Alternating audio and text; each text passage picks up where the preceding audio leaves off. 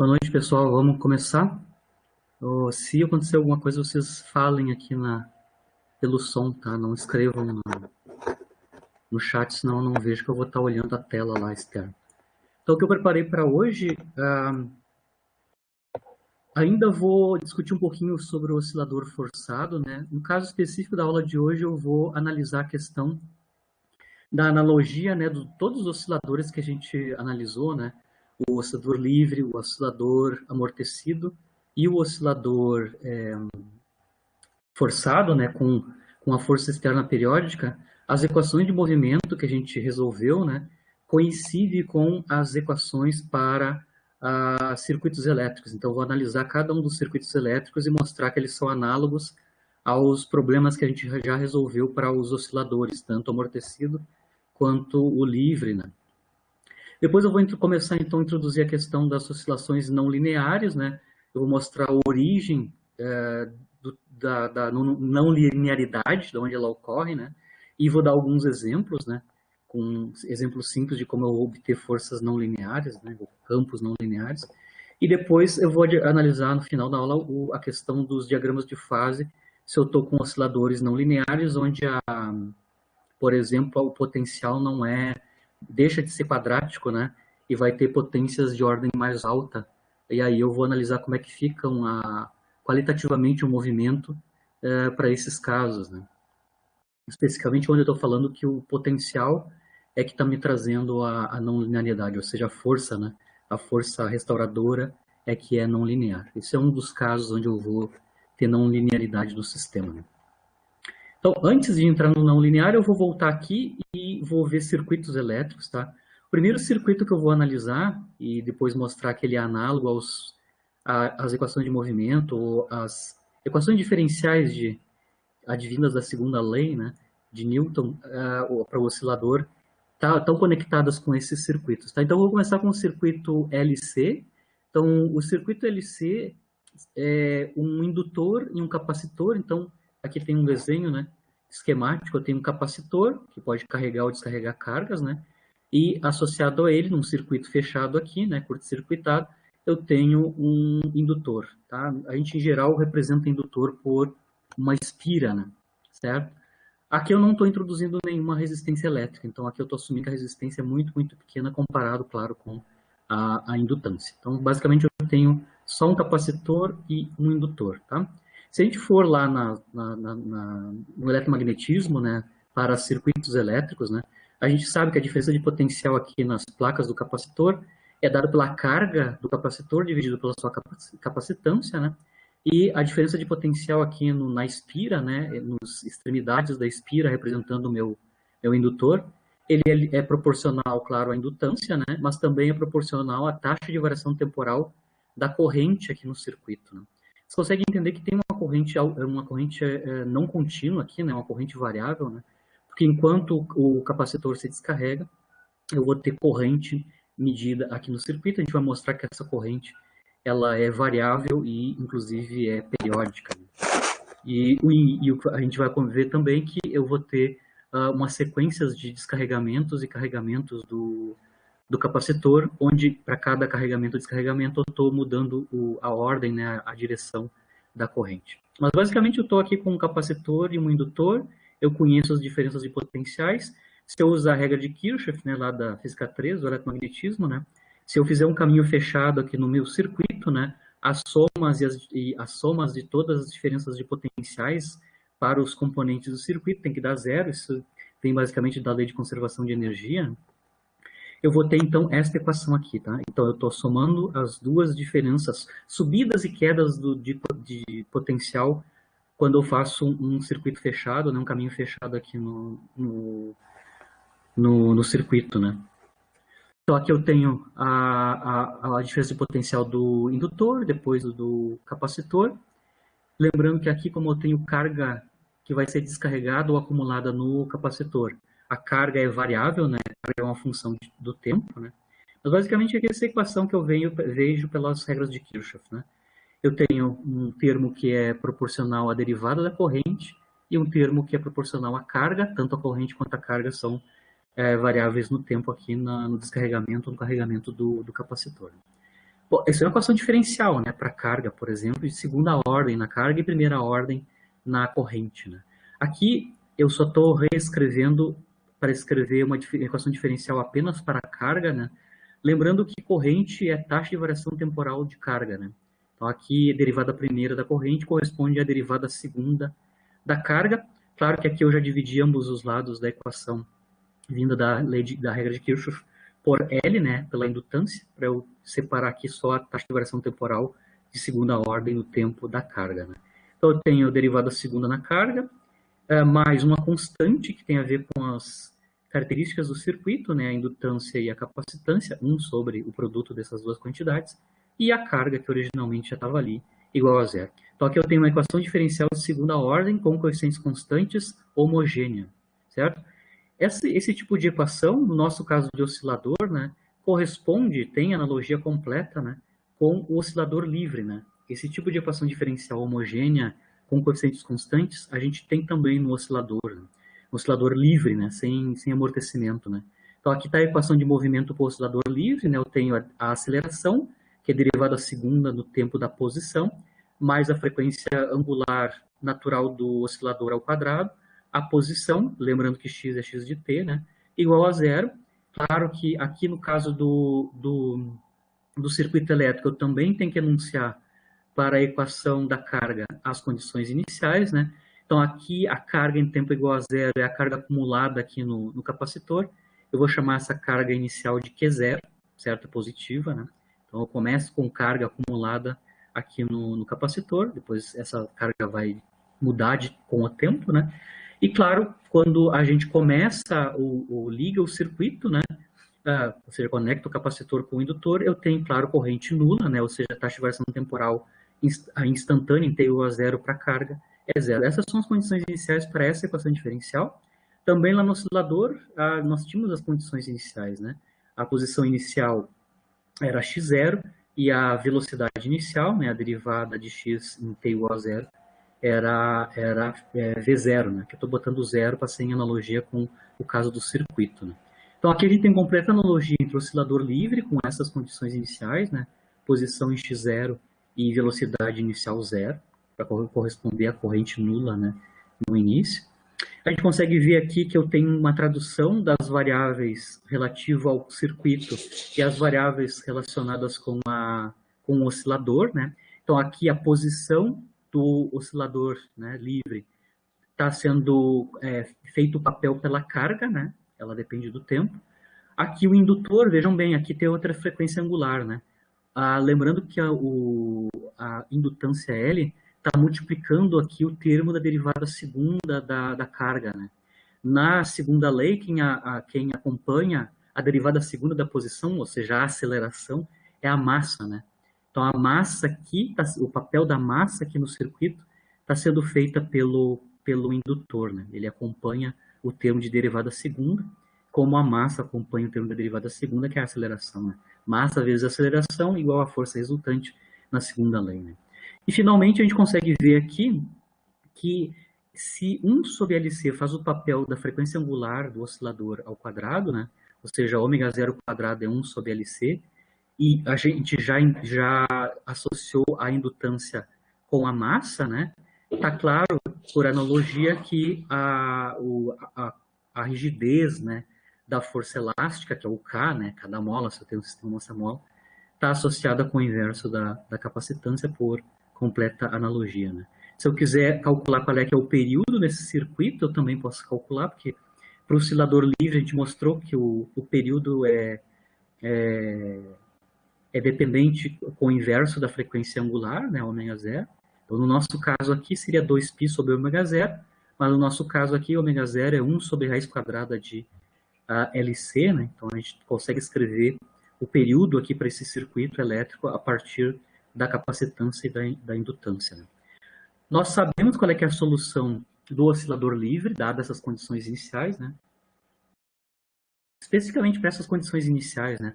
Posição inicial x0 e velocidade igual a zero, né? Velocidade inicial igual a zero, a gente mostrou que era a posição como função do tempo um oscilador com essas condições iniciais era x0 seno de ômega 0t mais a fase, e a gente mostra que a fase, quando a velocidade inicial é zero, é exatamente π sobre 2. Né? Então aqui a gente já conhece a solução para essas condições iniciais aqui. Qual é que é a solução para a carga no capacitor num circuito LC por analogia com o oscilador livre? Né?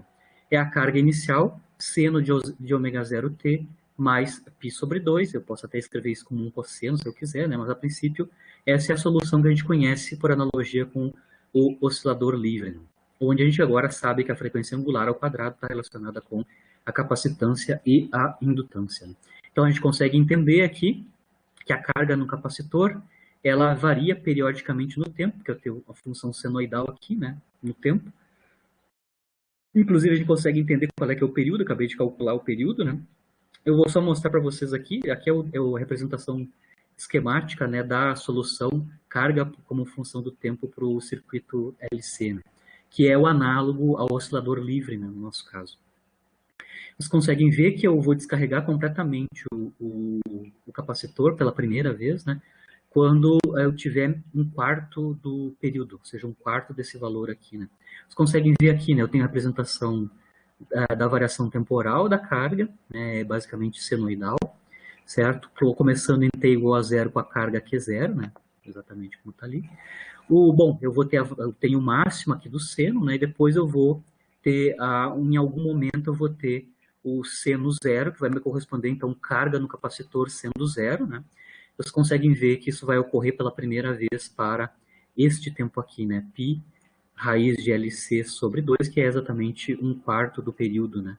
Um quarto do período para o movimento de carga, aí, no caso dentro do capacitor. Né? Depois, vocês conseguem ver, se eu continuar no tempo aqui, eu vou acumular novamente carga no capacitor. Vocês vejam aqui que em módulo, né, eu tenho um aumento de novo da carga, né? E depois eu descarrego ele novamente, certo? E eu até posso calcular aqui para...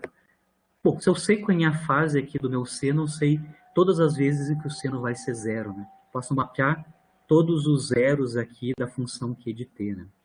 Então eu vou carregar e descarregar o meu capacitor. Claro que cada vez que eu troco, né, que eu descarrego completamente e volto a carregar, vocês conseguem ver que a direção da corrente vai se inverter, né? Vocês conseguem ver que o sinal da carga aqui está mudando, né? Então, eu vou ter inversão da corrente, mas o que vai acontecer é uma sequência de carregamentos e descarregamentos do capacitor no circuito LC, e eu consigo até mapear em que momentos, né, em que tempos eu vou ter total carregamento do capacitor e também quando é que ele vai ter descarregamento completo, né? Só analisando o gráfico, né? E a dependência temporal a partir do seno de ômega 0t mais π sobre 2. Então, fica aqui a primeira analogia, que o circuito LC, no eletromagnetismo, né, em circuitos elétricos, corresponde, em analogia, com o movimento harmônico simples, né, ou seja, o oscilador harmônico livre. Né, certo? Vamos seguir, no caso do circuito LC, eu não introduzi resistência, eu disse que a resistência era muito baixa, né?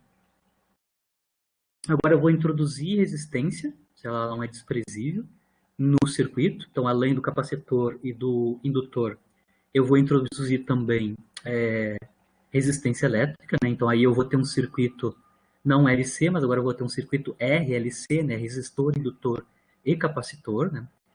O único componente novo é a resistência e a diferença de potencial entre as extremidades, né? Nas extremidades do resistor. A diferença de potencial, ou queda de potencial, né, quando eu passo de um ponto a outro, onde eu passo por um resistor, né, é a corrente vezes a resistência elétrica, né, e aí reescrevo por regra de Kirchhoff a equação, né, para o circuito. Então, além dos dois termos que a gente já tinha, né, a derivada da segunda na carga e a própria carga, agora eu vou ter um termo proporcional à corrente, né, que é derivada da primeira da carga, né. E a constante de proporcionalidade desse termo da corrente é a resistência elétrica. Então, eu só tenho um termo a mais, certo? Se eu dividir todo mundo por L, aqui a regra de Kirchhoff para o circuito RLC, eu vou ter esta equação diferencial para a carga, tá?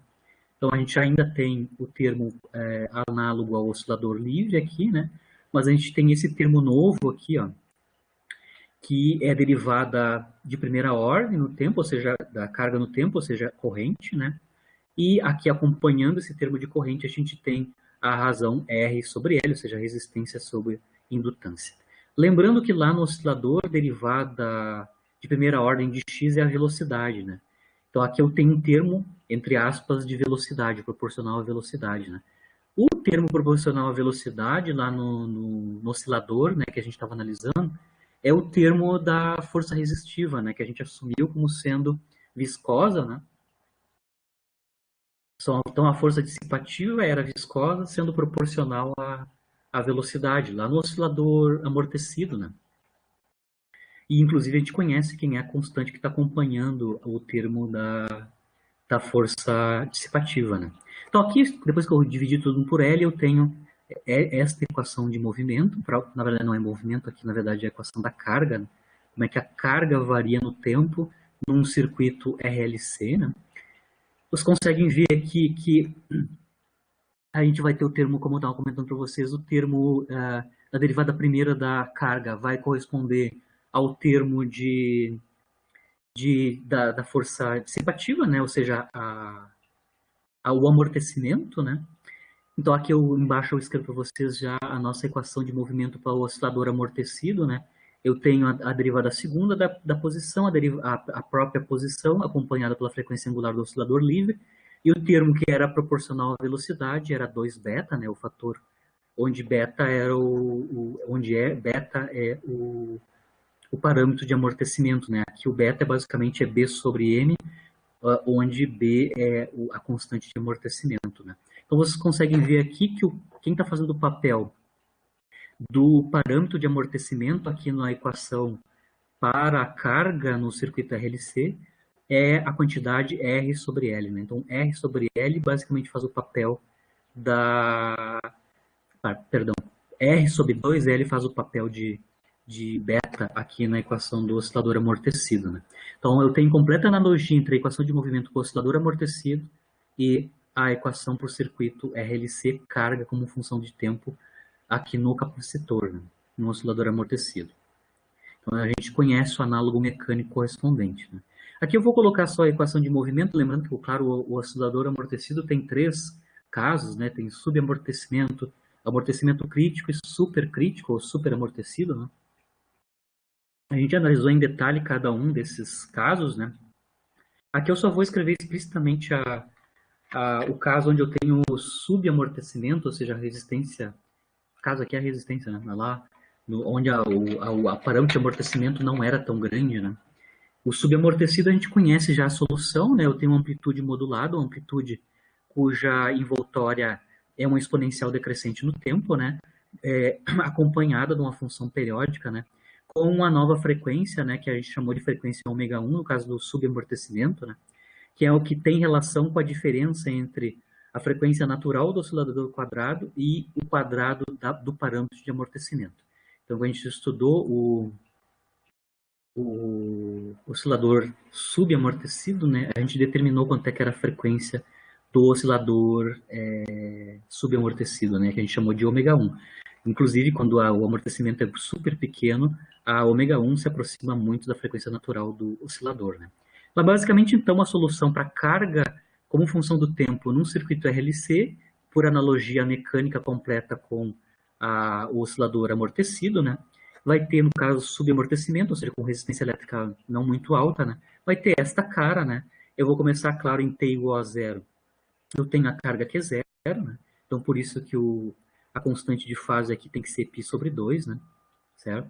Porque em tempo igual a 0, esse exponencial é 1, em tempo igual a 0, esse ω1t é nulo, né? E eu tenho, então, seno de π sobre 2, que é exatamente 1, e aí, em condição inicial, t igual a 0, eu tenho carga que é 0. Então, a constante de fase tem que ser π sobre 2 para eu respeitar a condição inicial, carga em tempo igual a 0 igual a Q é 0, né?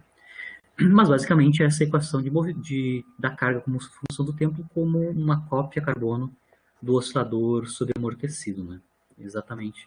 Então, a gente consegue entender aqui que a intensidade da carga acumulada no capacitor vai diminuindo com o tempo, né? Mas a gente tem ainda um período associado com os carregamentos e descarregamentos no capacitor, associado a um período, entre aspas, né, que está associado com essa frequência angular ômega 1, como foi o caso lá no oscilador amortecido. Né? A gente tinha amplitudes que iam diminuindo de tamanho, né, com o tempo. Aqui, no caso, não são as amplitudes, são as cargas máximas acumuladas, né? As cargas máximas acumuladas no capacitor vão ser diferentes, vão diminuir com o tempo correspondentemente. A única novidade aqui, então, é o parâmetro de amortecimento, né? Eu vou ter que fazer uma tradução de quem é o beta, né? Mas está claro aqui na comparação das duas equações, né? Do oscilador e da regra de Kirchhoff, né? Para o circuito. Aí eu consigo ver que 2 beta, quem está fazendo o papel de 2 beta é a razão R sobre L. Né? Então, beta aqui vale R sobre 2L. Certo? Aqui é interessante porque o beta não é só proporcional à resistência elétrica, que seria o análogo perfeito, né, o amortecimento, lá no caso do oscilador, né? Mas eu também tenho uma associação com a indutância, né? Porque também a indutância ela tenta manter a corrente constante, né? Ela tenta fazer com que não haja mudança, né? Taxa de variação temporal da corrente no meu circuito, né? Ela é sempre contrária à direção original da corrente, né? Mas então aqui eu tenho combinação de R e L e não só o que seria o óbvio, que é apenas a resistência, né? No caso do circuito RLC. Então, de novo, aqui, no nosso caso, o circuito RLC tem um análogo mecânico que é o oscilador harmônico amortecido. Né? Partindo para a nossa última analogia, né? Aqui, então, eu vou analisar o circuito original nosso ali anterior, né? Que é o circuito RLC, capacitor, resistência e uma bobina, né? A indutância, né? Do circuito. Mas agora eu vou introduzir uma fonte de corrente alternada, não constante, corrente alternada, não contínua, né? Que está aqui representada, né? No circuito, tem um circuito fechado, e aqui eu tenho uma fonte de tensão que é variável, mas especificamente é periódica no tempo. Né? Corrente alternada, né? Então eu estou introduzindo uma FEM que vai dar origem num circuito a correntes alternadas se eu não tivesse, por exemplo, o capacitor aqui. Então, aqui a fonte de tensão periódica vai ter esta forma, né?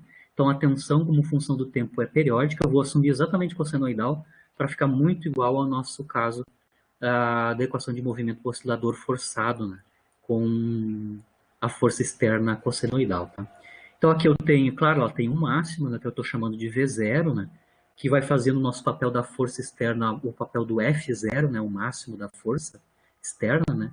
A dependência cossenoidal, aqui não é ômega, é ômega F, tá? Tô chamando ômega F, então é a frequência angular da fonte de tensão externa periódica, tá? No nosso caso, a ômega F aqui, no caso do oscilador, era a ômega, né? A frequência da força externa periódica, né? Certo? Se eu, de novo, construir a equação vindo da regra de Kirchhoff, né? Eu tenho os termos anteriores, que era para o circuito RLC, e claro, eu vou ter uma subida aqui de potencial associada à FEM, né, do circuito, que é periódica. Né? Aqui eu já dividi ambos os lados, claro, por L, né? Então eu tenho esta equação para a carga como função do tempo. Então eu introduzi com a fonte de tensão periódica, eu introduzi um termo não homogêneo aqui na minha equação diferencial homogênea anterior. Né? Recai, claro, exatamente cópia carbono, né?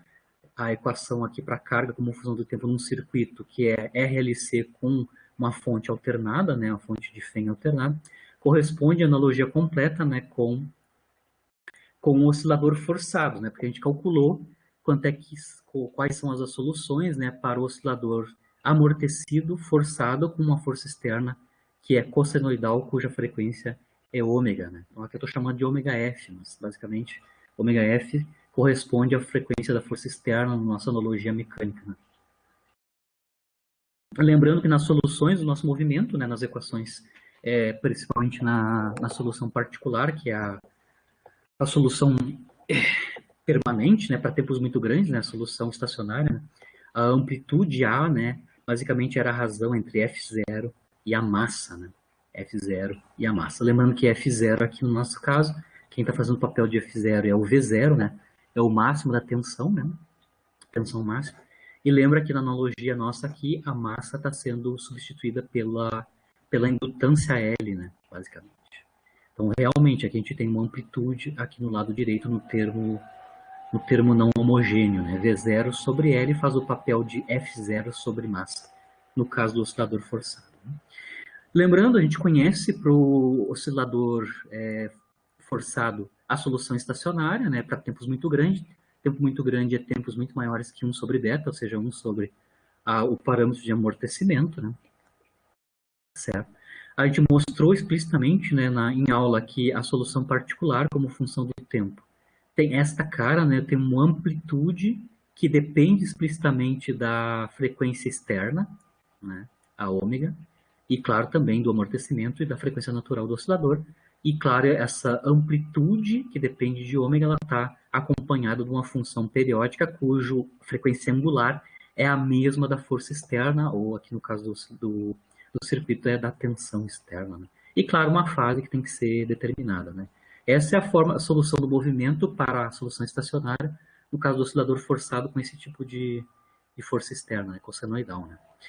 Bom, no nosso caso, então, se eu quero saber a carga como função do tempo nesse tipo de circuito, um circuito RLC acoplado com a tensão periódica, né, a gente pode fazer analogia completa, então, com o oscilador harmônico, oscilador amortecido, né, forçado. Então, aqui a amplitude A vai ser dada por V0 sobre L. Então, V0 faz o papel do F0, L faz o papel da massa. A gente já sabe quem é beta, né? E ômega 0 quadrado em termos dos elementos do circuito, né? Acabamos de mostrar que beta é R sobre 2L, né? E a frequência natural do circuito, né? RLC é 1 sobre LC, né? Então, se a gente substituir aqui ômega 0 quadrado em termos de LC e beta em termos de R sobre L, né, e escrevendo explicitamente a amplitude como sendo V0 sobre L no nosso caso do circuito, né, eu consigo então fazer a analogia. A solução estacionária corresponde a uma solução estacionária para carga, né, como função do tempo para tempos muito grandes nesse tipo de circuito aqui, né. Bom, tem que substituir explicitamente aqui no denominador o beta e o ômega 0. Se a gente fizer isso, eu mostro para vocês que o que a gente obtém como carga, como função do tempo para tempos muito grandes, maior que 1 sobre beta, né? Tem esta cara, basicamente, então aqui a ômega está sendo substituída pela ômega F, né? Que é a frequência da tensão externa. E aqui, claro, está escrito em termos, né? A amplitude aqui, que era escrito em termos de ômega F, está aqui o ômega F ainda, né? Mas ela está escrita, claro, em termos das componentes do circuito, né? A resistência, a indutância e a capacitância, quando eu fiz a substituição aqui do ômega 0 e do beta na expressão da solução geral estacionária. Essa é a cara da carga como função do tempo para tempos muito grandes num circuito assim, né? Certo? Você consegue ver que fixada a frequência externa, né? A frequência da tensão, né, eu vou ter uma amplitude e uma função periódica no tempo, né, cuja frequência angular, ou período, está associado com a tensão externa, né? Então, a carga como função do tempo, basicamente, ainda é periódica, né, dada a amplitude, né? Dada a amplitude, eu tenho amplitude multiplicada por cosseno. Então, de uma certa forma, é muito parecido com o caso do circuito LC, né, sem fonte, sem resistência, né? Muito parecido, claro que está mudando, obviamente, aqui é a amplitude, né? Agora a amplitude depende dos elementos do circuito, né? Todos eles, né? E aqui a frequência, claro, vai mudar, né? Não é a frequência natural, vai ser a frequência ômega F da tensão externa. Mas, a princípio, a solução, a cara da solução, a gente já conhece por analogia mecânica. Se eu quiser calcular qual é que é a corrente, a carga como função do tempo, a gente já determinou aqui no caso estacionário, né? Se eu quiser calcular qual é que é a corrente como função do tempo nesse circuito aqui, né, basta derivar, né, a Q de T, claro aqui para tempos muito grandes, né, vou calcular Q ponto, né, dado esta solução. Então, a única dependência temporal é no cosseno, então vai me sobrar seno a menos da frequência ômega F. Né.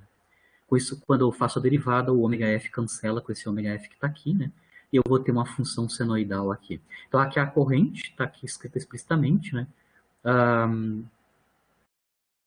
Aqui faltou colocar a raiz quadrada, né? Perdão. Tem a raiz quadrada que tem que ir aqui, que é a mesma daqui, né? E, claro, a gente tem a troca do cosseno por menos seno, né? Da mesma fase, quando eu faço a derivação temporal aqui na solução anterior. Então, o que aconteceu aqui, a derivada cancela esse ômega-f, então aqui eu não tenho mais dependência de ômega-f em cima aqui, né? E, claro, tem a troca do cosseno por o menos seno. Se eu quisesse colocar esse sinal lá para dentro também, tranquilo, porque a função seno é uma função ímpar, né? Eu posso absorver esse sinal se eu quiser. Mas, a princípio, a corrente como função do tempo está determinada a partir da solução estacionária para carga. Como função do tempo, depende, a corrente depende também de todas as quantidades do circuito, no RLC. Se eu lembrar, né, que a expressão da força, perdão, da tensão externa é cossenoidal, né, eu posso usar identidades trigonométricas para escrever cossenos em termos de senos, só vou lembrar vocês, tá? Identidades trigonométricas, por exemplo, eu posso escrever cosseno de θ como sendo menos seno de θ menos π sobre 2, ou seno de π sobre 2 menos θ, mas eu vou usar esta aqui, ó. Ou seja, eu consigo escrever cosseno de um ângulo como sendo menos seno deste mesmo ângulo menos π sobre 2. Então, eu consigo mostrar aqui que eu ainda posso escrever a tensão externa, né, que é cossenoidal ômega ft, como sendo menos V0 seno de ômega ft menos π sobre 2, usando basicamente a identidade trigonométrica. Por que eu estou fazendo isso? Por que eu estou escrevendo a tensão como sendo senoidal, né, na forma senoidal? É para eu comparar a questão da corrente, né? A corrente é senoidal, então eu quero comparar qual é que é a diferença de fase entre a corrente do circuito, a I de T, e a FEM, né, a força eletromotriz alternada que eu estou colocando no circuito. Então é só para a gente ter uma equivalência para comparar as fases da mesma função trigonométrica seno. Então a fase da tensão é ômega ft menos π sobre 2, e a fase da corrente, né, tá aqui, ó, a fase da corrente, basicamente é ômega ft menos sigma, né, certo? Onde sigma é a constante de fase, né, especificamente. Vocês conseguem ver que a diferença de fase entre a corrente e a tensão, né, a corrente e a tensão, a diferença de fase basicamente é π sobre 2 menos sigma, né? Ou seja, é esta fase menos esta fase, né? Esta aqui primeiro menos esta daqui, né? Vai dar menos sigma, e menos π sobre 2 dá mais π sobre 2. Essa é a diferença de fase, ou defasagem, né, entre a corrente no circuito, no caso estacionário, e a FEM externa, né, a força eletromotriz externa periódica, né, certo? Por que eu estou fazendo essa análise da diferença de fase, né? Eu vou mostrar para vocês que se a resistência fosse nula, né, se eu tomar o limite,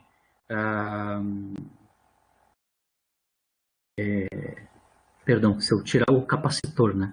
Se eu colocar a capacitância muito pequena, eu volto a ter uma correspondência de fase entre a corrente e a força externa, a força eletromotriz externa, né? A tensão externa.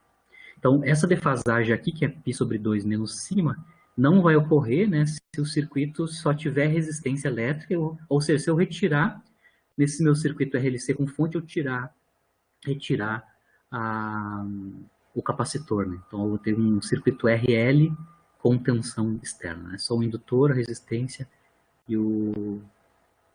e a força eletromotriz variável, né? Então se eu deixar a resistência e retirar o capacitor, ou seja, é o limite indo capacitância igual a zero, ou tendendo a zero, né? Eu vou mostrar para vocês que a fase aqui vai ser exatamente π sobre 2, e eu tenho um cancelamento da defasagem. Então aqui eu vou calcular explicitamente para vocês quanto é que vale a constante de fase no caso do limite da capacitância tendendo a zero, ou seja, a retirada da capacitância do circuito, né? Que é o circuito usual, né? Resistência indutor mais uma fonte de força eletromotriz sem capacitor, né? Então, lembrando que tangente de sigma, constante de fase, no caso do oscilador amortecido forçado, a gente calculou explicitamente em aula qual é que é a cara da tangente de sigma, né? Tangente de sigma era 2 vezes o parâmetro de amortecimento vezes a frequência da força externa, dividido por a relação entre os quadrados, né, da frequência natural por a frequência externa. No caso aqui, quem é externo é a tensão externa cossenoidal. E claro, o beta e o ômega estão escritos em termos das componentes do circuito, né? Então aqui eu estou calculando explicitamente quanto é que é tangente da fase, que aparece aqui tanto na solução estacionária da corrente e da carga, mas também pode aparecer na expressão senoidal da tensão, né? Aqui eu vou calcular, explicitamente calcular quanto é que é a cara da tangente de sigma, né? Aqui explicitamente em termos dos componentes do circuito. Então aqui eu reescrevi beta em termos da resistência e da indutância, né? E também o ômega zero em termos da constante L, 1 sobre LC, né? Tá aqui explicitamente. Isso eu consigo então mostrar que tangente de sigma está escrito em termos da frequência externa e também das componentes do circuito, R, L e C. Como eu estava falando para você, se eu retirar a capacitância, né, do circuito, ou seja, retirar o capacitor do circuito, eu vou ver então se C vai a zero, esse termo aqui embaixo, ou seja, o denominador vai para infinito, né? Automaticamente a tangente de sigma vai para infinito, mais infinito, né? Mais infinito. Isso corresponde, na função tangente, a um ângulo, né? Ou seja, uma constante de fase que é mais π sobre 2. Tá? Então, no caso, se eu retirar o capacitor do circuito anterior, né? Eu vou ter uma constante, a constante de fase tem que ser exatamente π sobre 2. Se a constante de fase é exatamente π sobre 2, eu tenho cancelamento da defasagem, como eu estava falando para vocês. Ou seja, eu deixo de ter defasagem entre a corrente e a FEM, né, a DDP externa. Né? E se vocês lembram que é assim, né? A corrente está em fase exatamente com a fonte externa variável, no caso de corrente alternada, né? Quando a gente apenas tem indutância e resistência. Aqui a origem da defasagem aqui é a combinação do indutor com a capacitância. Então, a capacitância tem um fator primordial aqui no aparecimento da defasagem entre a corrente e a força eletromotriz externa, que é de corrente alternada. O que está aparecendo aqui no caso da corrente, o termo dentro da raiz, né, da raiz quadrada aqui, é chamada de impedância do circuito, né? A impedância Z do circuito, que é a raiz quadrada que aparece no denominador, tanto da corrente quanto da carga, como função do tempo, né?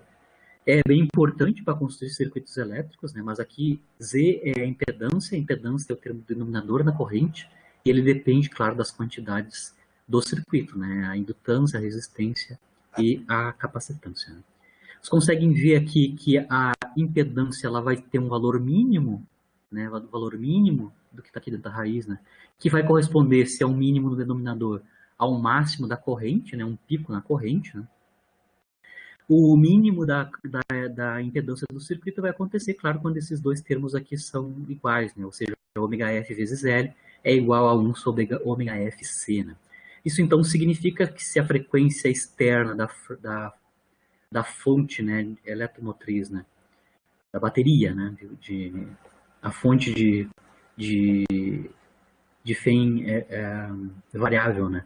A frequência externa dela ao quadrado for igual a 1 sobre LC, eu vou ter então impedância mínima no circuito e eu vou ter um pico, um máximo, claro, né? Um valor máximo para a amplitude da corrente, né? A corrente vai ter um valor máximo, claro, depois acompanhado pela função periódica seno, mas os picos vão acontecer para valores maiores possíveis quando a impedância é mínima e a impedância mínima quando esses dois termos aqui são iguais, e a gente consegue ver qual é que é a relação para a frequência externa de maneira que isso ocorra. Então, a frequência externa, se ela for exatamente 1 sobre LC, que é a frequência natural do circuito LC, aí eu vou ter então uma corrente de pico, né, maior possível.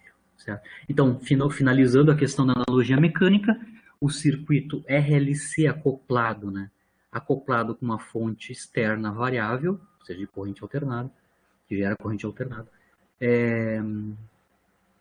está associada, tem analogia mecânica na forma do oscilador amortecido forçado, né, com a força externa também, claro, periódica. Né? Então, eu fiz os 3 circuitos elétricos e as suas analogias mecânicas, né? Circuito LC, RLC e RLC com uma fonte externa variável.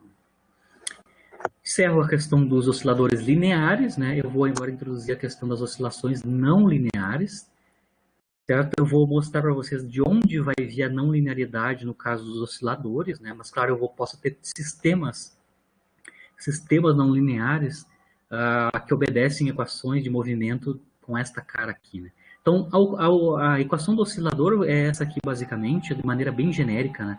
Então, lembrando que eu tenho, claro, o termo da aceleração, que é o x dois pontos, né? Isso aqui é massa vezes aceleração, a aceleração aparece com uma derivada segunda na posição.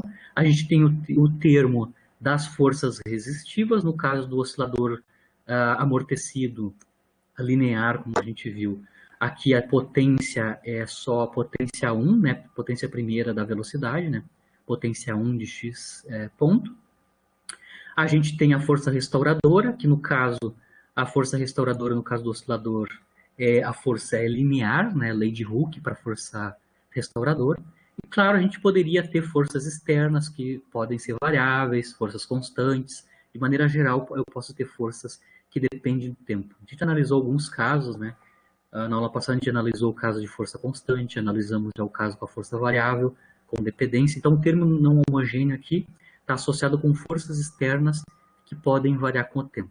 Então aqui eu escrevi a equação geral de um oscilador, certo? Onde esse termo aqui é o termo da força dissipativa e este termo aqui, o G, né, está associado com a força restauradora. Então aqui eu tenho a dissipação e aqui eu tenho as forças restauradoras, né?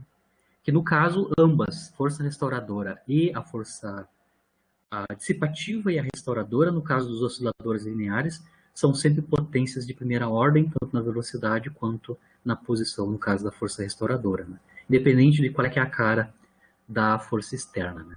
Eu vou ter em movimento osciladores não lineares quando qualquer uma dessas duas quantidades aqui na equação diferencial de movimento, né, for potência maior que linear. Ou seja, eu vou ter um oscilador não linear, por exemplo, se eu tenho força restauradora ainda linear, ou seja, menos kx, né?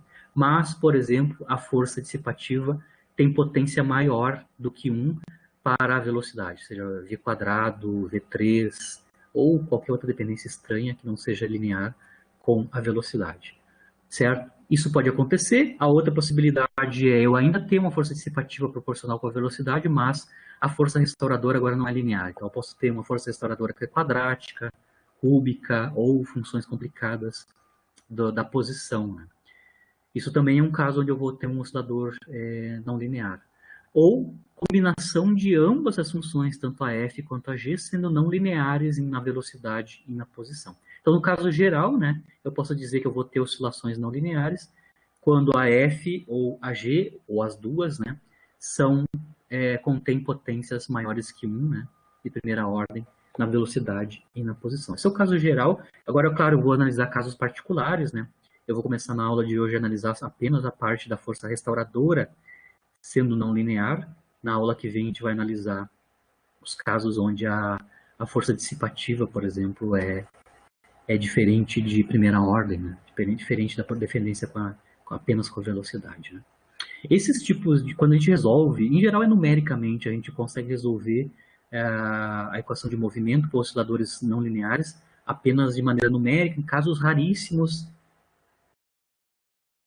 existe solução analítica, né? E às vezes dá para fazer uma mudança de variável, redução de ordem na equação diferencial, e eu consigo recobrir uma solução analítica. Mas, no grosso modo, 99,9% são soluções numéricas, né? Mas igual, toda vez que eu estou resolvendo um sistema não linear, ou uma oscilação não linear, eu estou resolvendo uma equação determinística, ou seja, uma equação diferencial de segunda ordem não homogênea, dadas as condições iniciais.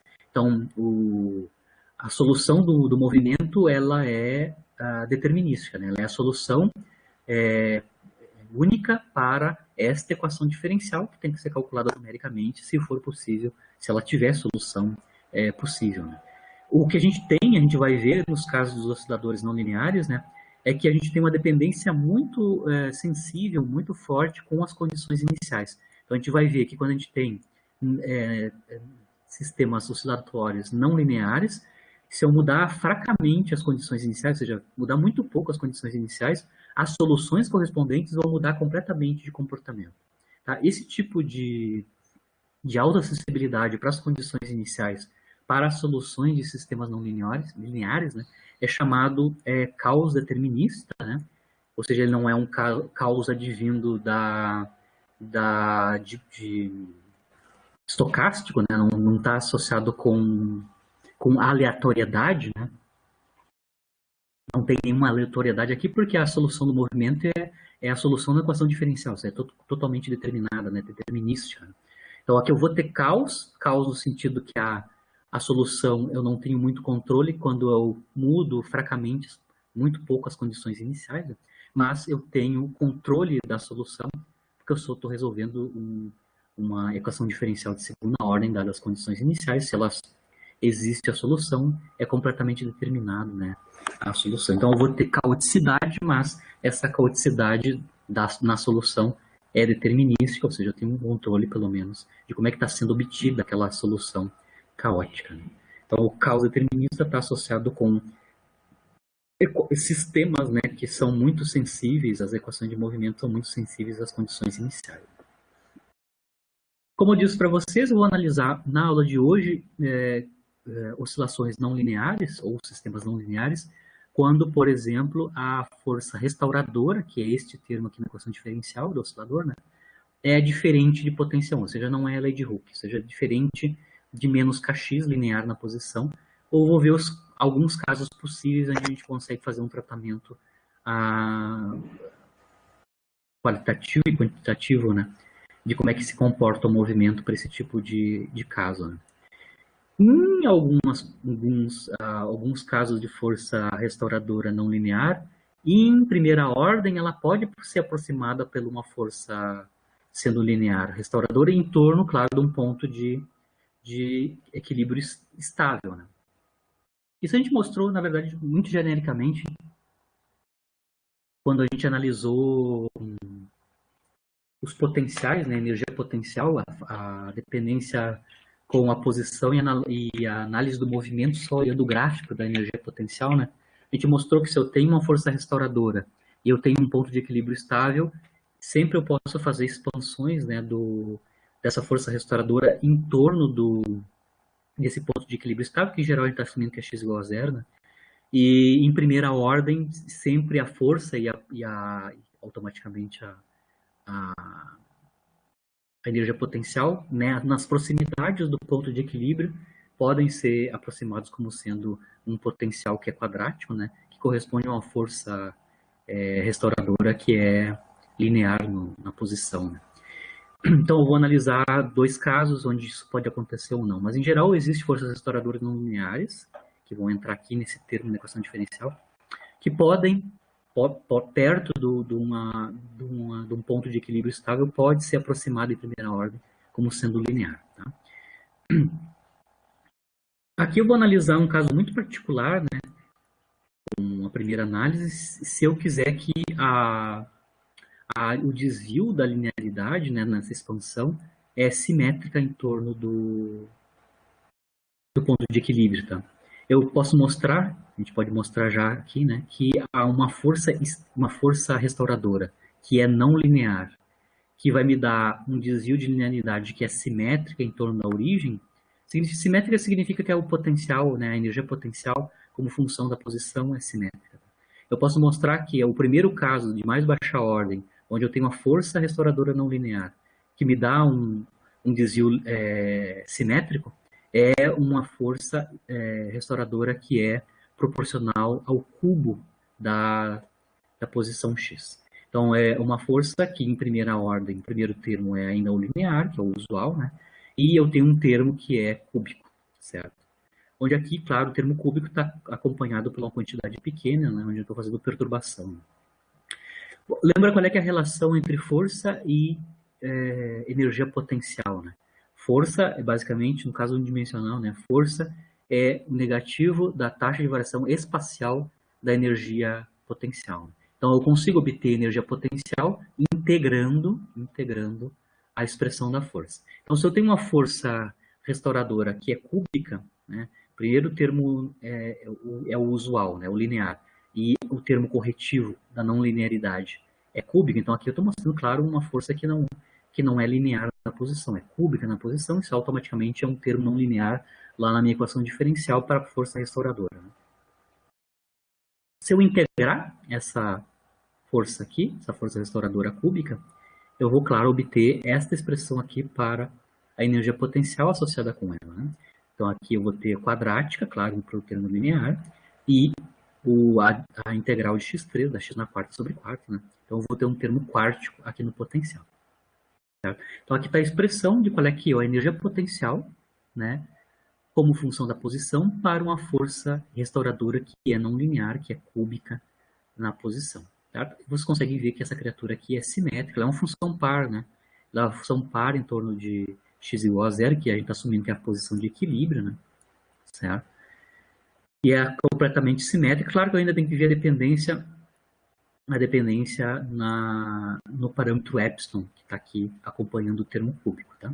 Claro que o fator epsilon, que é pequenininho, ele pode ter sinal, tá? Eu posso ter sinal positivo ou negativo para o fator epsilon, que é o termo proporcional ao cubo aqui da posição, no caso da força não linear, né? Força restauradora não linear. Bom, dependendo do sinal, eu vou ter comportamentos diferentes para o meu potencial, né, obviamente. Então, dependendo do sinal, eu posso ter uma força que é superior ou inferior à força não linear, né? Vocês conseguem ver aqui que se o sinal epsilon, o sinal da constante epsilon for positivo, certo? Positiva, a força restauradora é maior, né? É inferior, né? É inferior ao termo linear, né? Aqui eu tenho um termo negativo e aqui eu vou ter um termo positivo proporcional a x ao cubo, né? Então, consegue ver que eu vou ter uma subtração, né, do termo negativo dominante com o termo cúbico. Então, obviamente, para epsilon positivo eu vou ter a força, claro, para x muito grande, né? A força restauradora não linear cúbica vai ser inferior ao termo linear, né? Esse tipo de sistema, quando a força restauradora não linear é inferior a linear, a aproximação linear, o sistema, o oscilador, né, vai ser dito flexível, vai ter um sistema flexível, e se o sinal de epsilon for negativo, né, negativo aqui, claro, eu vou ter uma força não linear que é maior, né, superior ao termo linear, e esse tipo de sistema vai ser considerado rígido, né. Então aqui o sinal da constante epsilon, tanto no potencial quanto na força não linear restauradora, vai nos dar dois tipos de movimento distintos, né? Ou seja, duas dinâmicas diferentes para o movimento da partícula em torno do ponto de equilíbrio, né? Eu posso ter um sistema mais flexível e um termo mais rígido. O flexível e o rígido quer dizer que para x muito grande, ou seja, muito afastado da posição de equilíbrio, eu tenho uma dominância maior do termo não linear, no caso rígido, e uma dependência maior do termo linear, no caso flexível. Tá? Aqui eu só fiz esse gráfico aqui é muito tá errado, na verdade, a forma aqui nas pontas, né? Basicamente o que eu estou mostrando aqui nesses dois casos é o caso flexível rígido, o epsilon positivo, epsilon negativo, flexível, rígido. Aqui é força, né, restauradora como função de x, né? Aqui em pontilhado, claro, está a aproximação linear, lei de Hooke, né? F igual a menos kx, onde a inclinação aqui é o k, né? A rigidez da força elástica linear. Aqui. E superposto aqui eu estou colocando os dois casos. No caso flexível, como eu falei, que a força não linear para x muito grande, né? É sempre menor que a força linear, né? Que é o caso linear. E o caso rígido, onde a força restauradora não linear é maior que o caso. Claro que aqui esse gráfico tá mal, né? Não pode ter essa inflexão, senão eu vou ter um zero aqui, né? Na verdade, o correto seria mais ou menos assim, né? Seguindo sem zeros aqui, né? Mas basicamente o que eu mostrei aqui é só uma representação gráfica de como é que são os dois casos, né? Tanto no flexível quanto no rígido, né?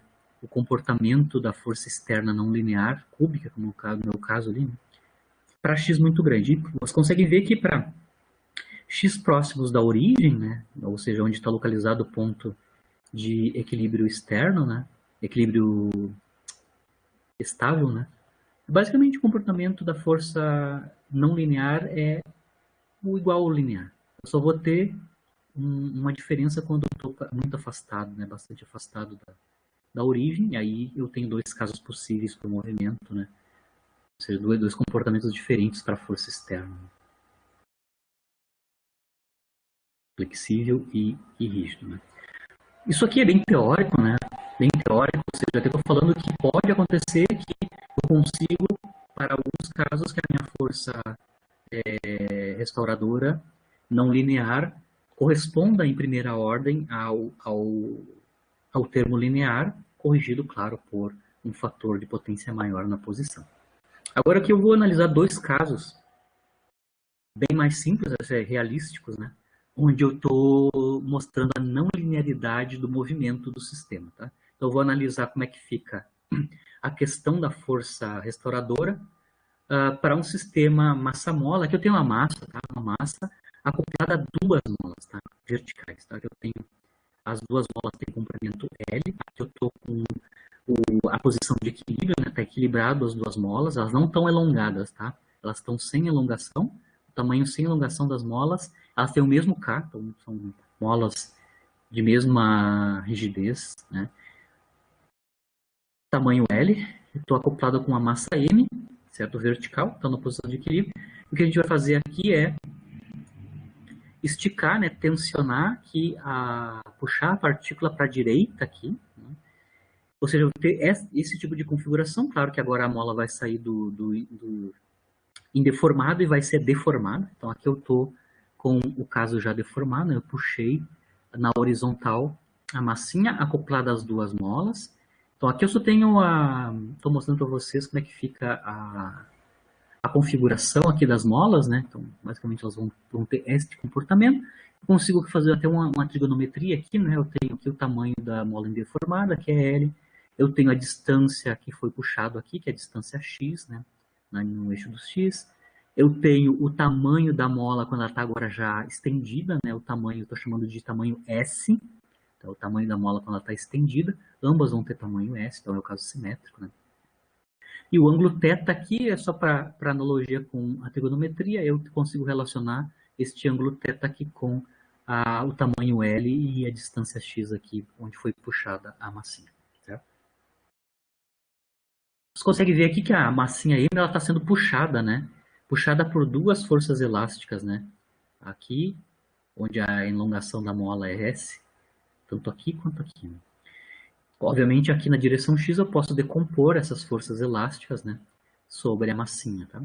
Você consegue ver que a força elástica aqui em cada direção dessas aqui, né, que é oblíqua aqui, né, claro, ela é proporcional à intensidade da rigidez das molas, né, que é o K, e de quanto foi esticada a mola a partir do equilíbrio. Né? O equilíbrio da mola, a mola tem tamanho L e agora ela tem um tamanho S.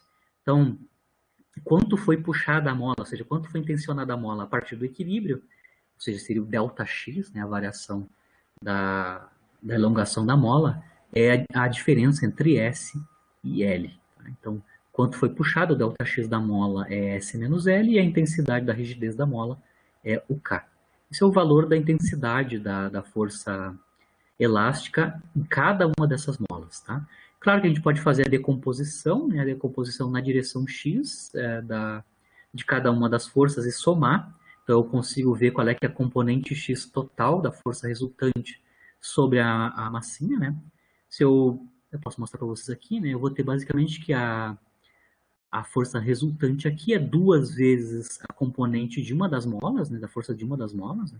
Então aqui a força resultante na direção X é menos duas vezes o K da mola, né? O indeformado, que é S menos L, cosseno θ, que é a projeção, né, na direção X.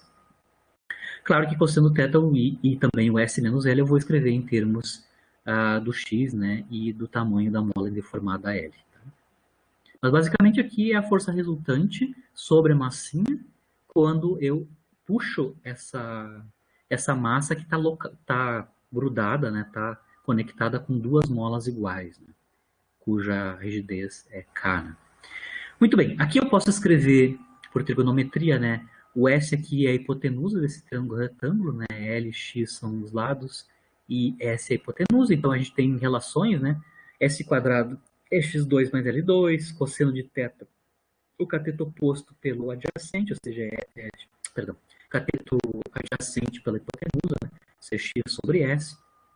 Então eu consigo reescrever tanto a diferença S menos L quanto o cosseno de θ em termos de x, L e S, né, basicamente. Na verdade, em termos de x e L, basicamente, só x e L. O tamanho deformado da mola e essa distância que eu puxei aqui, ou seja, a distância onde está localizada a massinha aqui no eixo dos x. Né. E substitui, então, aqui na força resultante. Então, a força resultante na direção x sobre a massinha, já substituindo aqui o S, né, e o cosseno, né, e o cosseno. Está escrito em termos de x e em termos de L. Eu vou trabalhar, então, para escrever F resultante, né, como uma função de x. Lembrando que uma força restauradora, ela é uma força que depende da posição. Então, eu quero calcular aqui, né, qual é que é a expressão da força resultante sobre a massinha, nesse caso ali, né, em termos de x especificamente. Ela é uma constante, né.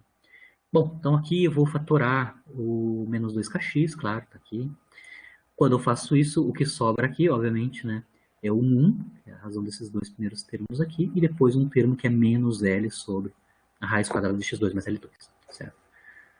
Aqui eu ainda vou retirar aqui, fatorar embaixo na raiz quadrada o L quadrado, né? Com isso sobra um L aqui fora da raiz, eu cancelo com L superior, né? Que é o que eu estou fazendo aqui intermediariamente, né? Ou seja, fatoro aqui dentro da raiz quadrada o L2, reescrevo o que sobra quando eu fatoro o L2. Com isso eu convigo que eu tenho, vejo que eu tenho um cancelamento dos L's aqui no numerador e no denominador, né? E finalmente, então, eu consigo olhar qual é que é a expressão da força resultante como função de x para a massinha. Tá? F resultante como função de x tem esta cara como função de x. É uma função complicada, você consegue ver que o primeiro termo aqui é ainda linear, né? Parece ser ainda linear, mas eu tenho um termo corretivo aqui, que é menos 1 sobre raiz quadrada de 1 mais x sobre L quadrado.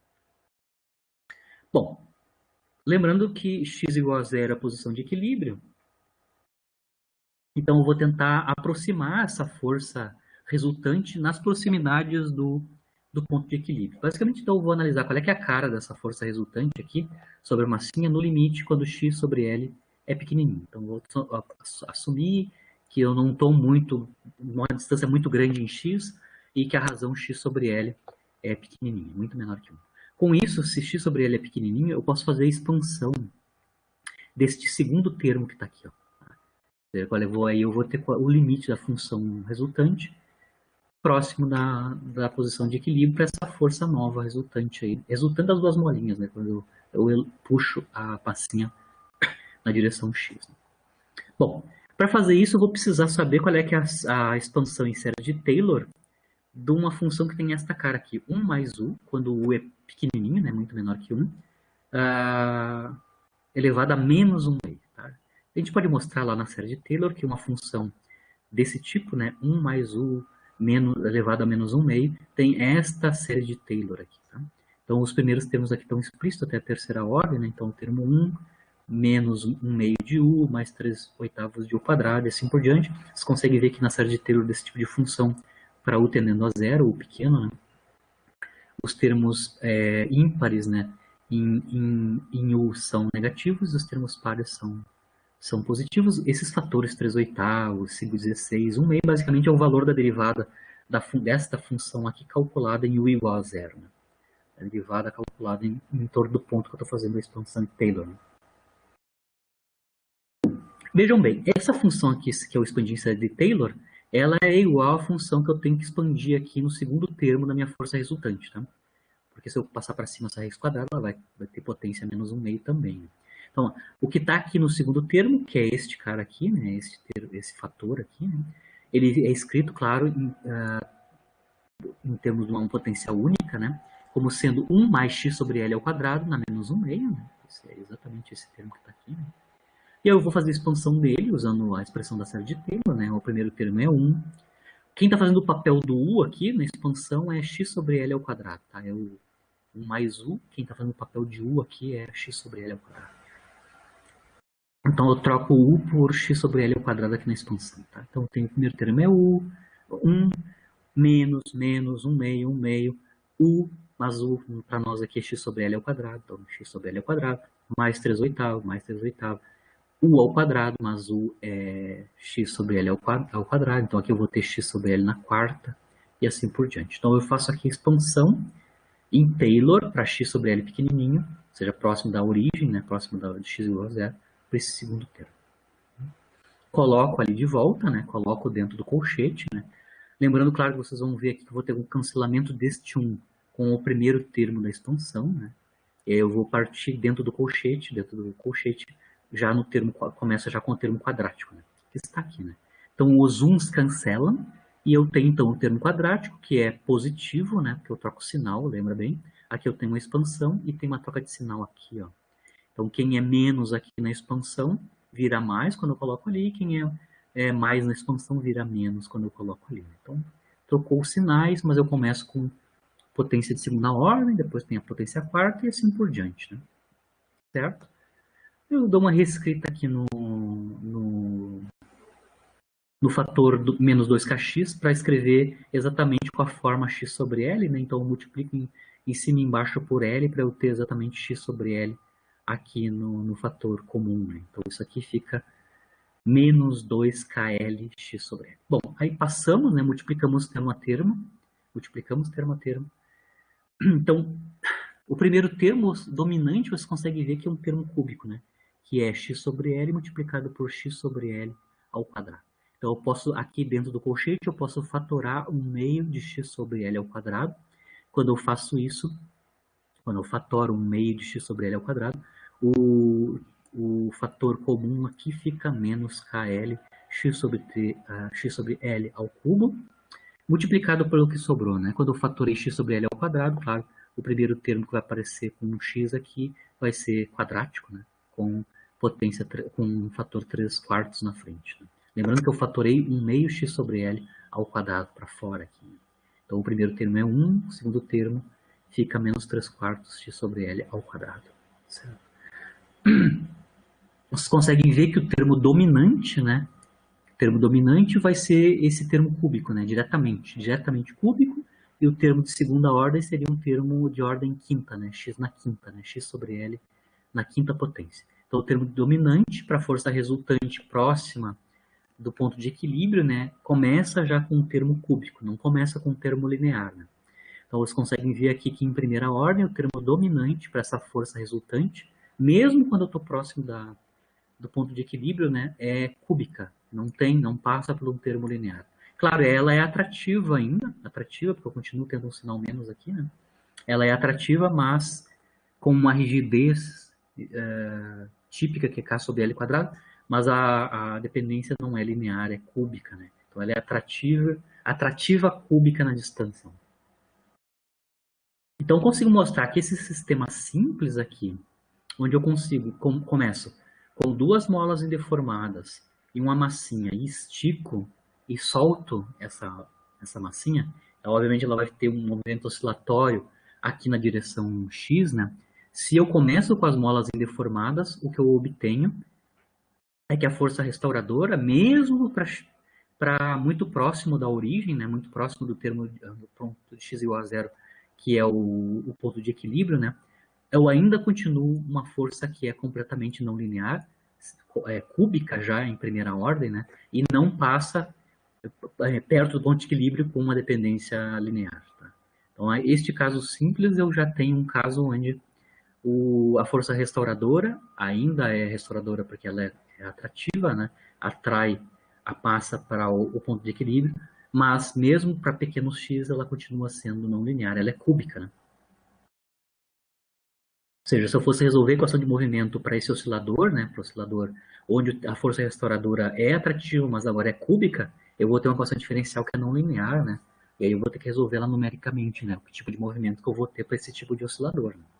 Ou seja, para pequenas oscilações, né, eu não retorno para o caso usual do oscilador livre. Né?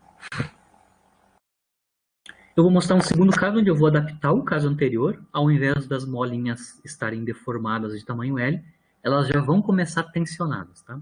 Então elas já estão tensionadas e elas estão tensionadas por uma distância D a partir do interformado. Então eu puxo a partir de L uma distância D, tanto na mola superior quanto na mola inferior.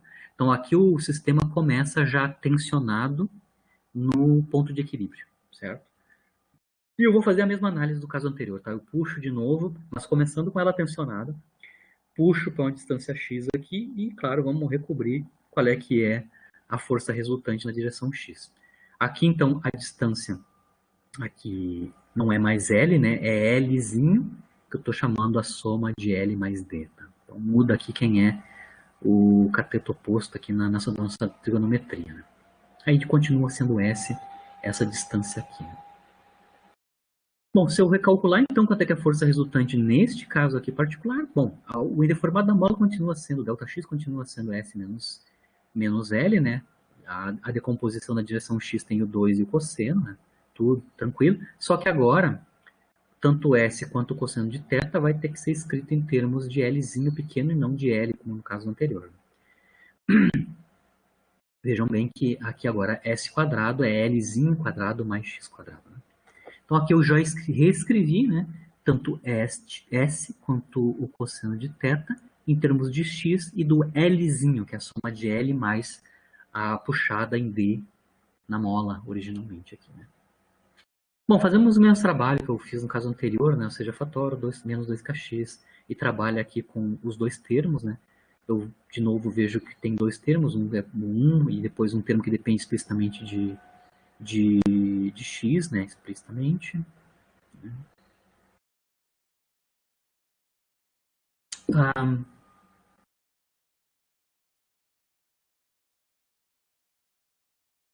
Eu ainda vou aqui explicitamente fazer o mesmo procedimento que eu fiz antes, né, tirar para fora. Lá era o Lzão, né, mas aqui eu vou tirar o Lzinho pequeno aqui dentro da raiz, né.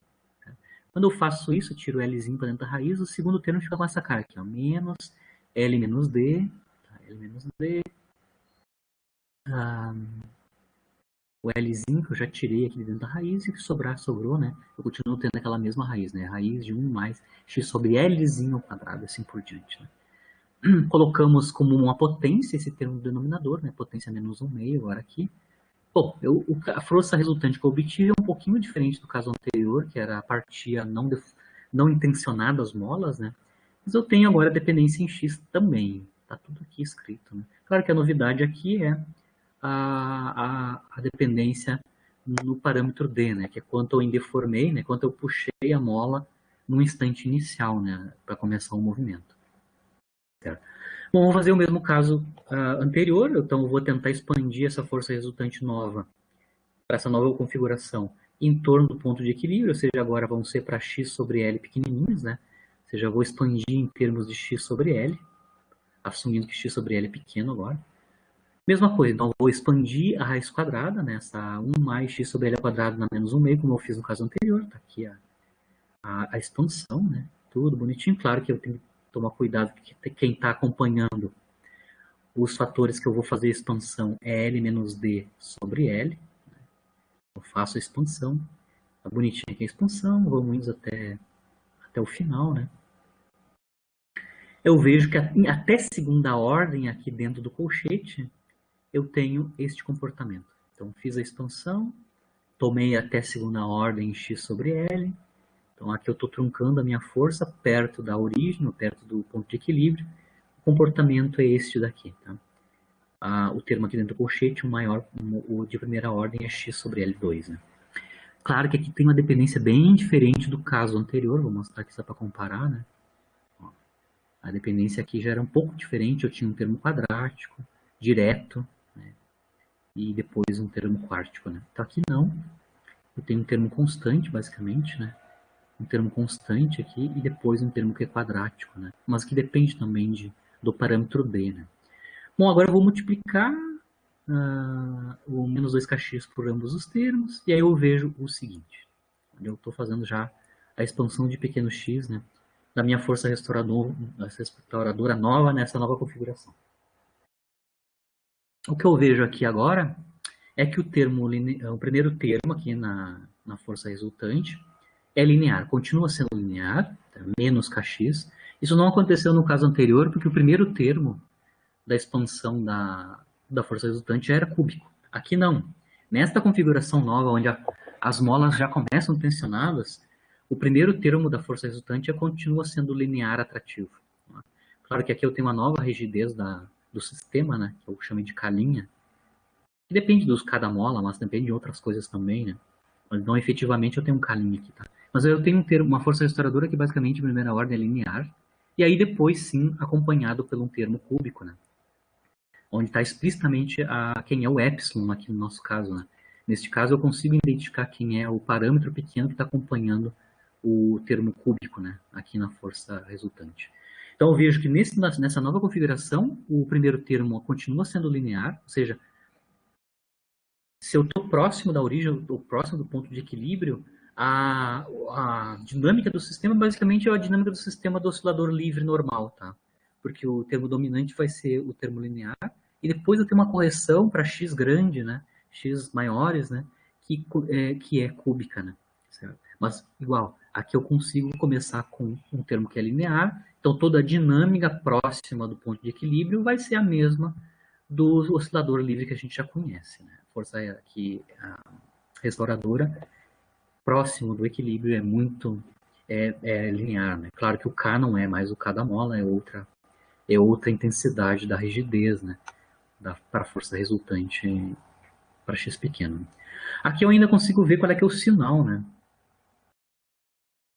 Do parâmetro epsilon, né?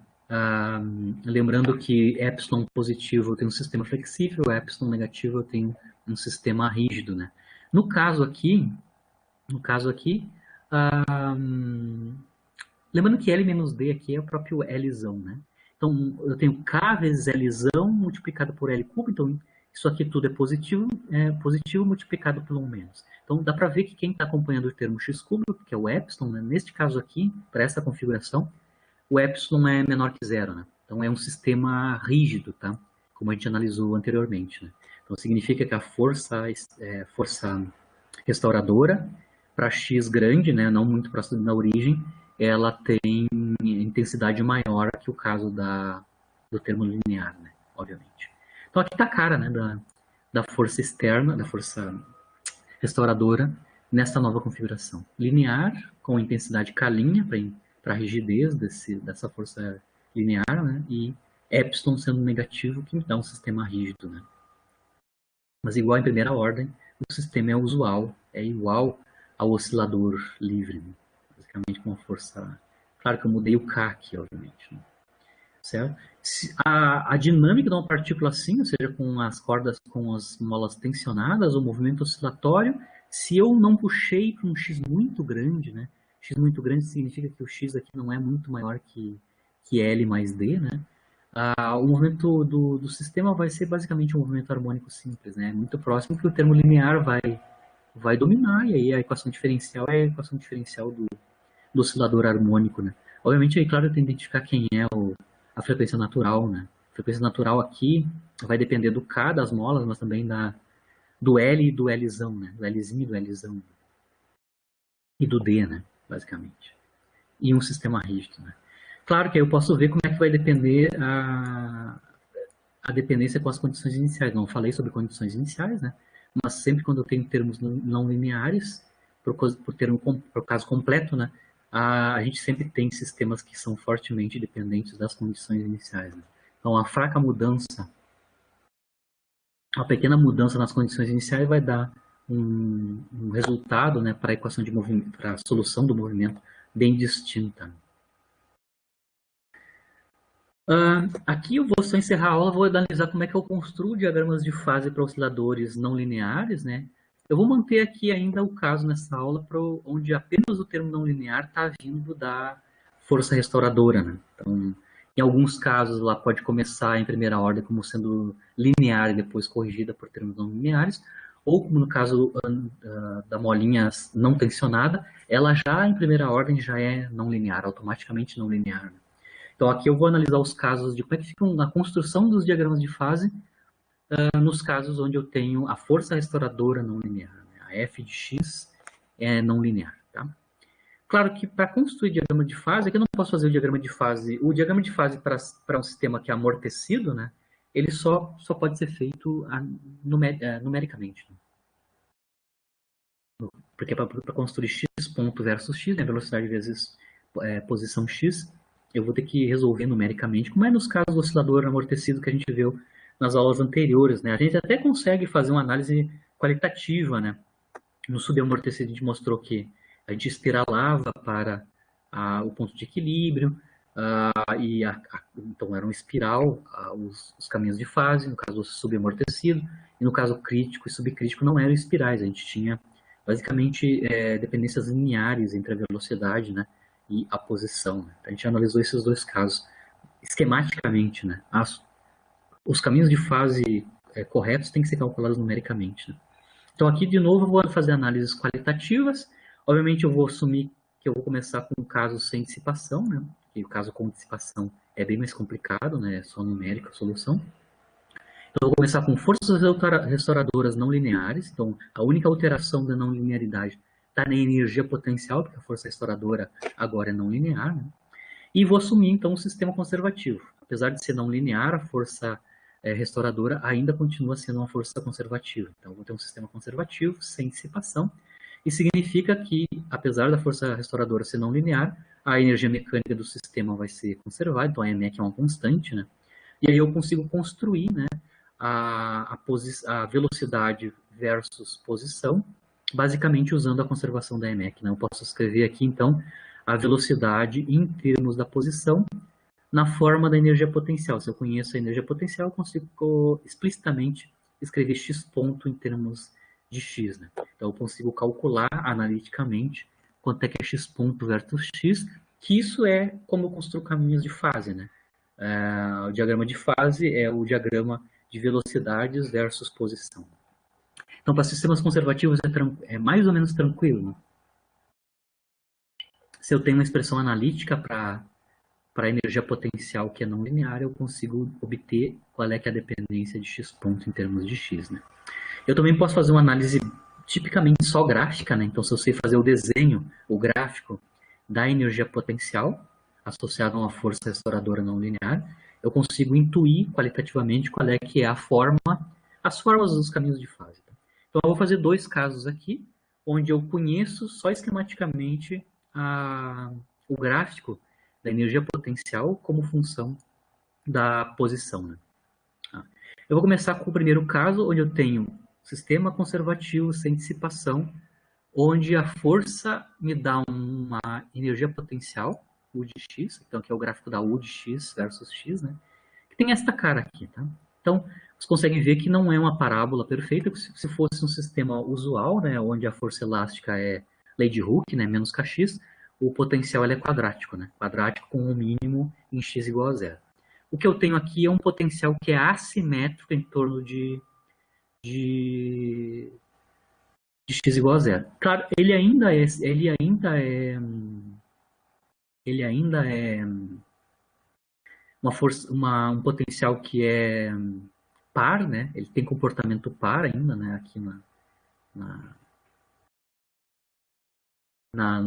no comportamento da função U de x, né? Mas não é uma parábola, ou seja, não é dependência quadrática com mínimo em x igual a zero, como é o caso da força elástica usual linear com a posição. Então, eu tenho aqui um potencial advindo de uma força conservativa que é não linear.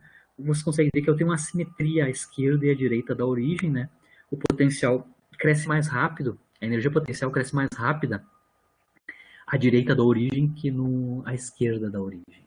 Como é que eu construo, então, os caminhos de fase para um potencial não linear que tem esta cara aqui, tá? Se eu conheço o gráfico. Né? Aqui eu vou mapear, então, para conhecer quais que são os caminhos de fase possível.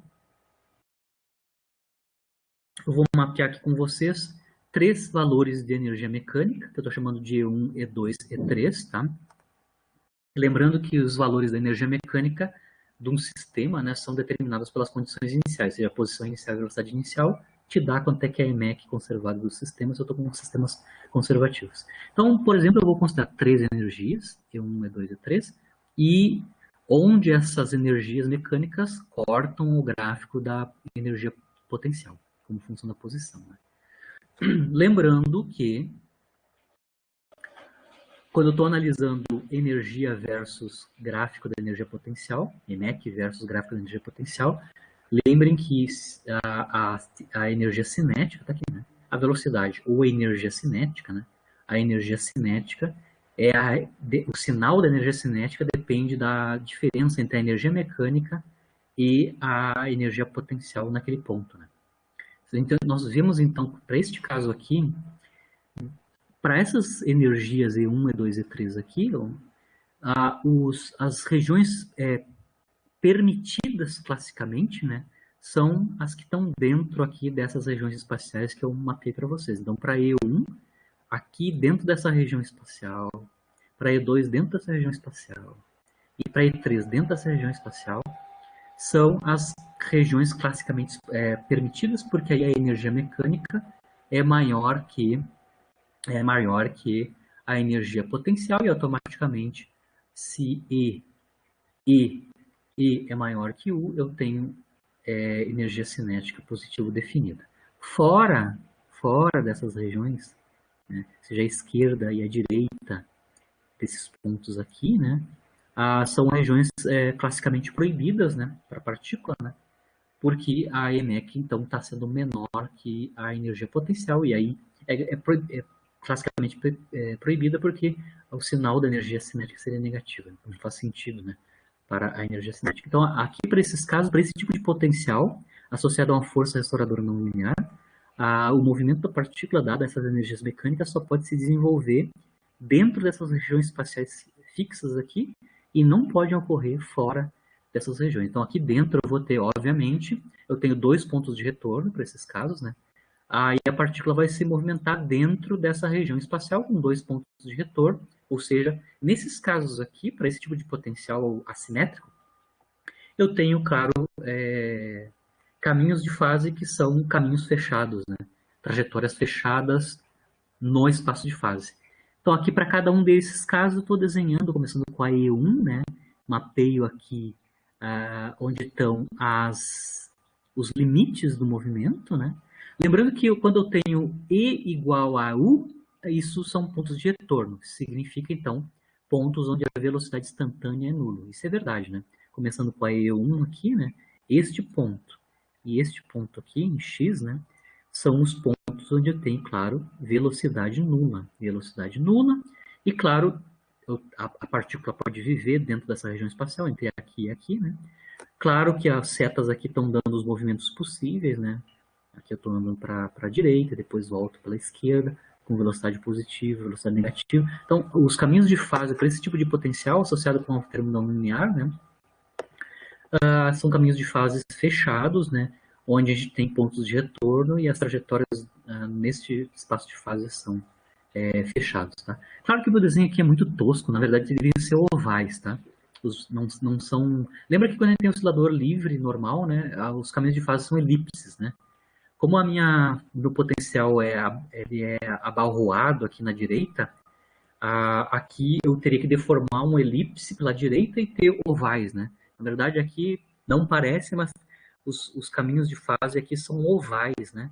Ovais fechados, né? Ovais fechadas, x ponto versus x, né?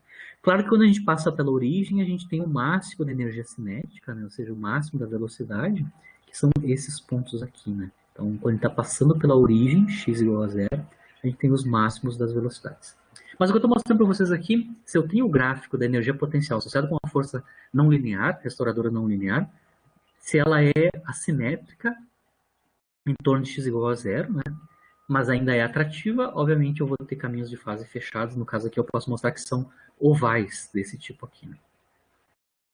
Se tem amortecimento, né, em cima desse sistema, a gente sabe que vai espiralar, né? Vai espiralar, claro, vai perder continuamente energia mecânica, como a gente mostrou no oscilador amortecido, né? E a gente vai chegar, claro, em algum momento, depois de um certo tempo, em repouso, né, na origem, na posição de equilíbrio x igual a zero. Então, quando eu introduzo amortecimento no sistema que está sujeito a essa força elástica aqui, né, que não é quadrática, a energia potencial é outra forma, né, diferente, igual eu vou ter espiralamento dos caminhos de fase, chegando sempre no ponto de equilíbrio x igual a zero. Né? A gente chama esse ponto de equilíbrio, onde todos os caminhos de fase vão convergir, no caso, quando eu introduzo amortecimento, né, quando eu introduzo dissipação, perda de energia mecânica, são chamados de atratores. Né? Então, aqui o x igual a zero, para o oscilador não linear sujeito a amortecimento, vou espiralar sempre ali para a posição de equilíbrio, e a posição de equilíbrio é um atrator. Lembrando que atrator é um termo geral, né? Vai ser o conjunto de pontos, não precisa ser só um, né? Eu posso ter vários pontos no espaço de fase.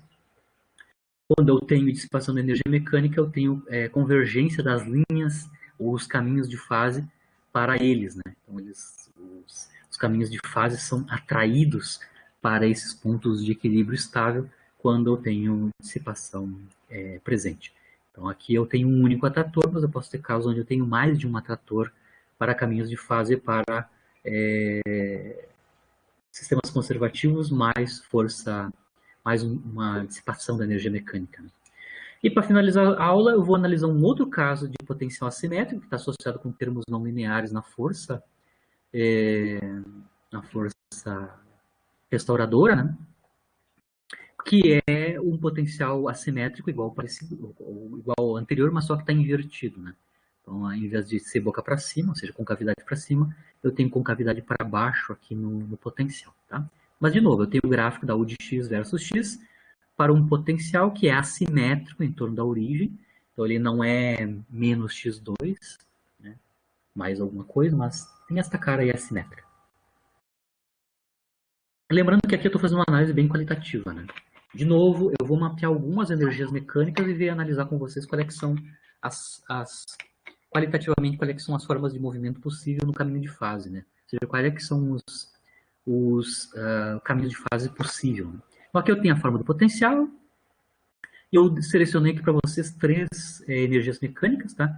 Eu estou chamando de E0 exatamente o valor da energia mecânica, onde ela corresponde ao máximo da energia potencial, exatamente igual ao máximo da energia potencial.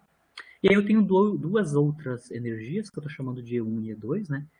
A E1 é maior, bem maior que o máximo do potencial, e o E2 é bem menor que o máximo do potencial. Então eu estou analisando duas energias mecânicas, acima e abaixo do máximo do potencial, e é aquela energia mecânica que é E0, que é exatamente igual ao máximo do potencial assimétrico aqui, tá? Que é em x igual a 0. Aqui embaixo eu tenho, então, os caminhos de fase possíveis. Então, nesse caso aqui, para esse tipo de potencial, os caminhos de fase são trajetórias abertas, tá? Eu não consigo desenvolver trajetórias fechadas no espaço de fase, neste caso aqui, tá? Por quê? Vou começar com a energia mecânica E0, que é exatamente igual ao máximo do potencial, tá? Lembrando sempre que a energia cinética da partícula é a diferença entre o valor da EMEC e o gráfico, ou seja, o valor da energia potencial. É essa a diferença do valor da energia cinética automaticamente da velocidade, né? O x ponto é proporcional à energia cinética, né? X ponto quadrado é proporcional ao t. Né? Então, no caso do E0, certo? A partícula não tem problema, ela pode vir da esquerda para a direita, ela está livre para vir de qualquer lado aqui, esquerda ou direita da origem, né? Para se movimentar. A única coisa que vai acontecer com ela é quando ela se aproxima da origem, tá? Quando ela se aproxima da origem, vocês conseguem ver que a diferença entre a E e a U está diminuindo. A diferença entre a E e a U basicamente é a energia cinética. Significa que quando eu estou me aproximando aqui da origem, a energia cinética da partícula está diminuindo até chegar em zero, certo? E exatamente em x igual a zero, a velocidade da partícula é zero, porque aí o E0 é igual ao U, né, obviamente. E aí eu vou ter energia cinética zero, que corresponde a este caminho de fase aqui, por exemplo. Tá? Aqui eu tenho uma partícula que está vindo da esquerda para a direita. Ela está vindo da esquerda da origem, tá? X menor que zero. A origem está aqui. Ó.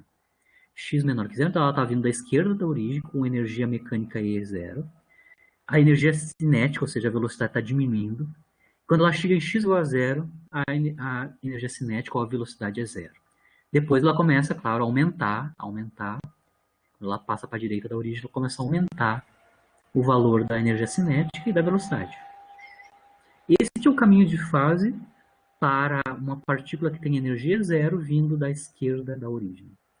Essa mesma E0 pode acontecer, este caminho de fase aqui correspondente ao mesmo E0, tá? Essa aqui, perdão. Essa daqui de cima corresponde ao mesmo E0. Por quê? Aqui a partícula está vindo da direita, ou seja, vindo da direita para a esquerda, ou seja, está vindo da direita da origem. Então ela vai, de novo, diminuindo a velocidade até chegar a zero. Depois ela se afasta da origem e vai aumentando a velocidade, né? Ambas as velocidades aqui são menor que zero, né? Porque a partícula está sempre se movimentando para a direita, só com mudança do módulo da velocidade. Então, para essa energia mecânica, eu tenho um caminho de fase aberto, né? Aberto, em que esse caminho de fase toca a origem, né? Porque eu vou ter velocidade e energia cinética zero em x igual a zero. Certo? Agora vamos analisar o E1, tá? Onde a energia mecânica é maior que o máximo do potencial. Certo? Aqui vocês conseguem ver de novo, a energia cinética sempre é positiva definida. Quando eu chego próximo da origem, ela vai diminuindo, mas no caso, quando ela chega perto da origem, neste caso aqui, com energia mecânica igual a E1, a energia cinética, ou a velocidade da partícula, não é nula, ela é não nula, né? Que é este caso aqui, tá? Eu estou desenhando aqui os dois E1s, aqui apagou, mas aqui essa linha de baixo também é E1, tá? Então eu tenho E1 aqui, vindo da esquerda da origem. Quando eu chego em x igual a zero, eu tenho uma velocidade não nula, não é zero. E aqui o mesmo caso quando eu venho da esquerda da origem. Tá? De novo, quando eu estou em x igual a zero, eu tenho velocidade não nula. E finalmente o último caso, né, que é E2, onde a E2 é menor que o máximo do potencial. Aqui, claro, vocês conseguem ver que tem um problema aqui, tá? A partícula vindo da esquerda ou à direita da origem, este cara aqui é um ponto de retorno, certo? Então, se a partícula está vindo à esquerda e à direita desse ponto aqui, ó, no caso do E2, né? Ou seja, dessa posição aqui, né?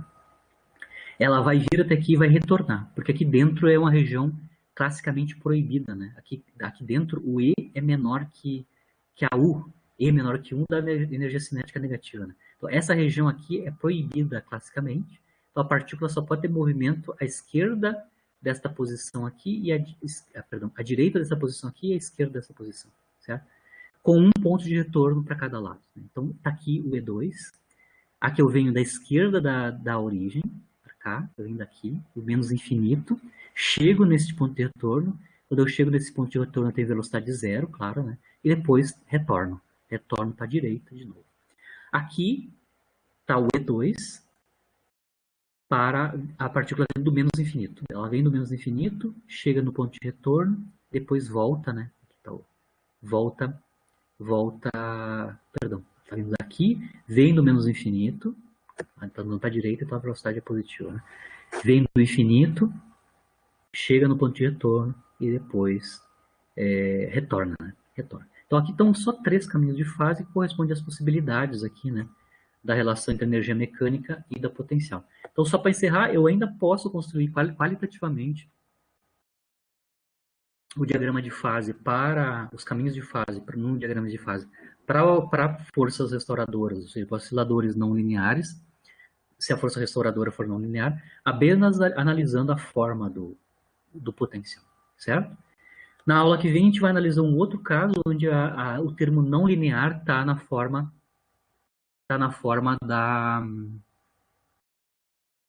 da força restauradora, perdão, da força dissipativa. Eu vou analisar um tipo de oscilador onde a força dissipativa é que é não linear, ou seja, ela é não proporcional à linear da velocidade, mas potência diferente de linear na velocidade. Tá certo, pessoal? Então, paro por aqui. Se vocês têm alguma dúvida, então na aula que vem a gente vai ver basicamente o segundo caso, onde eu tenho força dissipativa não linear, que é o oscilador de Van der Pol, né? E depois a gente vai fazer a sequência, analisar o pêndulo físico, né? O pêndulo físico também é um exemplo de sistema não linear, né? O movimento oscilatório não linear, né? Onde a força restauradora vai ser não linear. Né? Então, no caso do pêndulo físico com amplitudes grandes, eu vou ter movimento não linear para o oscilador correspondente. Certo? Nos vemos na quinta, então a gente vai ver na quinta essas duas coisas, tá? Vemos aí a força dissipativa não linear, e depois vemos o caso do pêndulo físico, onde a força restauradora é não linear. Esses dois casos a gente vai ver na aula, e aí a gente encerra, né? Encerra a questão das oscilações, e aí partimos para forças centrais, né? Que é o segundo tópico, é o próximo tópico que a gente vai ver, forças centrais. Certo? Boa noite, até quinta. Nos vemos na quinta-feira. Se alguém tem dúvida, questionamentos, pode falar aí no chat, né? Até mais.